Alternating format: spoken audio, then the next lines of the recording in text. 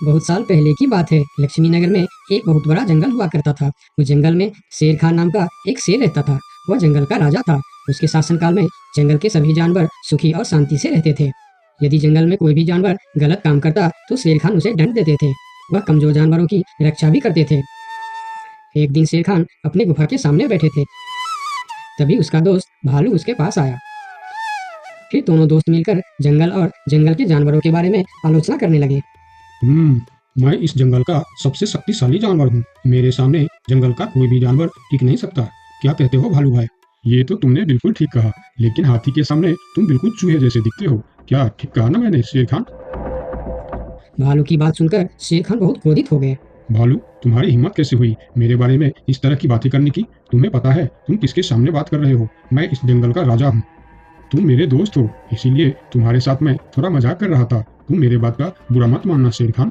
शेर खान नहीं, महाराज कहो महाराज। मैं इस जंगल का राजा हूँ, इसीलिए बाकी जानवरों की तरह तुम भी मुझे आज से महाराज कह के ही बुलाओगे। लेकिन शेर खान, तुम दोनों दोस्त हैं, फिर भी तुम ऐसे क्यों बातें कर रहे हो? दोस्त है नहीं, दोस्त थे। आज से हमारी दोस्ती खत्म। आज के बाद मैं तुमसे कभी बात नहीं करूंगा। दोस्त कहकर मेरे सामने कभी मत आना। चले जाओ यहाँ से। अपने दोस्त का इस व्यवहार से भालू बहुत दुखी हुआ और वह वहां से चला गया। उसी जंगल में गोलू नाम का एक बंदर भी रहता था। वह दूसरों की चीज चुरा कर भाग जाता था।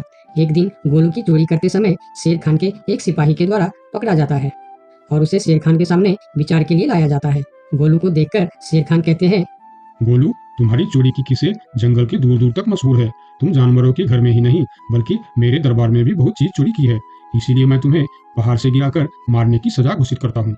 आज से ठीक 2 महीना बाद तुम्हें पहाड़ से गिराकर मार दिया जाएगा। अपनी मौत की सजा सुनकर गोलू बहुत रोने लगा और बोला, महाराज, मैं अब कभी चोरी नहीं करूंगा। मुझे माफ कर दीजिए महाराज। मेरे घर में छोटे छोटे बच्चे हैं, मुझे छोड़ दीजिए महाराज। लेकिन शेर खान ने उसकी फरियाद नहीं सुना। तब एक सैनिक उसे ले जाकर जेल में बंद कर देता है। उधर गोलू का दोस्त भोलू को जब इस बात का पता चलता है तब वह गोलू से मिलने के लिए कैद खाने में पहुंच जाता है और उसे कहता है, देखा गोलू, तुम पकड़े गए ना। मैं तुम्हें कितनी बार कहा था कि चोरी करना छोड़ दो। अब क्या होगा बताओ, कैसे निकलोगे यहाँ से? ये सब छोड़ो भोलू भाई, जो होना था वो हो गया।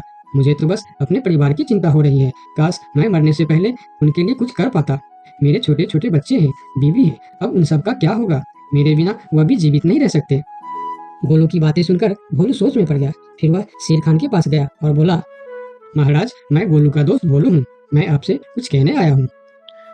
तो तुम गोलू का दोस्त भोलू हो? ठीक है, बताओ क्या कहना चाहते हो तुम? महाराज, मैं चाहता हूँ कि आप गोलू को कुछ दिन के लिए उसके परिवार के पास जाने दें ताकि वह मरने से पहले अपने परिवार के लिए कुछ इंतजाम कर सके।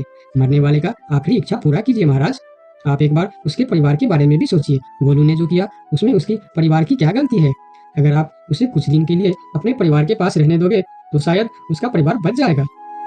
मैं इस बारे में तुम्हारी कोई मदद नहीं कर सकता। अगर अपने परिवार से मिलने के बहाने गोलू भाग गया तो मैं किसको सजा दूंगा? शेर खान की बात सुनकर भोलू थोड़ा सोच में पड़ गया। फिर बोला, तो ठीक है महाराज, आप गोलू को छोड़ दीजिए। जब तक गोलू वापस नहीं आ जाता मैं उसकी जगह कैद खाने में रहूंगा। और अगर वो कभी वापस नहीं आया तो क्या तुम उसके हिस्से की मौत की सजा भी लोगे? थोड़ा सोचकर बताओ। हाँ महाराज, मैं इसके लिए भी तैयार हूँ। भोलू की बात मानकर शेर खान ने गोलू को कैद से निकालकर भोलू को कैद खाने में डलवा दिया।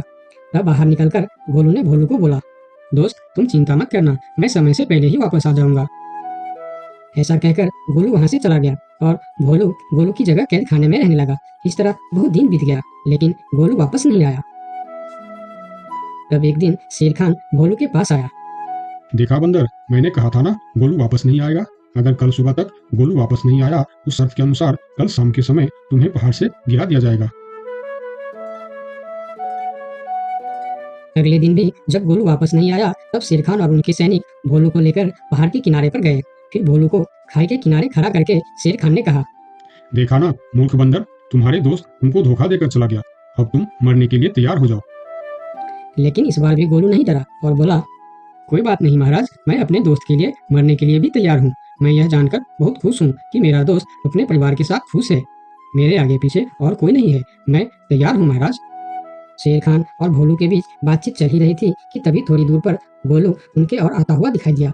फिर पास आकर उसने बोला, तुम्हें ऐसा करने की कोई जरूरत नहीं है दोस्त। तुमने मेरे लिए जो किया उसके लिए तुम्हारा बहुत बहुत शुक्रिया। अब मैं अपनी सजा पूरी करने के लिए तैयार हूँ। महाराज, छोड़ दीजिए मेरे दोस्त को। गोलू, तुम्हें वापस आने की क्या जरूरत थी? मैं यह सजा ले लेता था। तुम्हारे घर में छोटे छोटे बच्चे हैं, बीवी है, उनका क्या होगा? मेरे परिवार में मेरे अलावा और कोई नहीं है, इसीलिए यदि मैं मर भी जाऊं तो मेरे लिए किसी को कोई दुख नहीं होगी। तुम यहाँ से चले जाओ। नहीं दोस्त, गलती मैंने की है, इसीलिए सजा भी मुझे ही मिलनी चाहिए। उन दोनों की दोस्ती को देखकर शेर खान सोचने लगे। ये दोनों अपने दोस्ती के खातिर एक दूसरे के लिए जान देने के लिए तैयार है, और मैं एक छोटी सी बात के लिए अपने सबसे अच्छे मित्र भालू से दोस्ती तोड़ दी।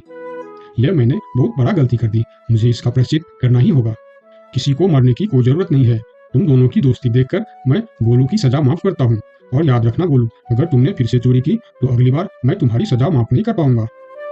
नहीं नहीं महाराज, आज के बाद मैं फिर कभी ऐसा गलती नहीं करूंगा। आज से मैं ईमानदारी से मेहनत करके अपना परिवार चलाऊंगा। आपका बहुत बहुत धन्यवाद महाराज। ठीक है, अब तुम लोग यहाँ से जा सकते हो।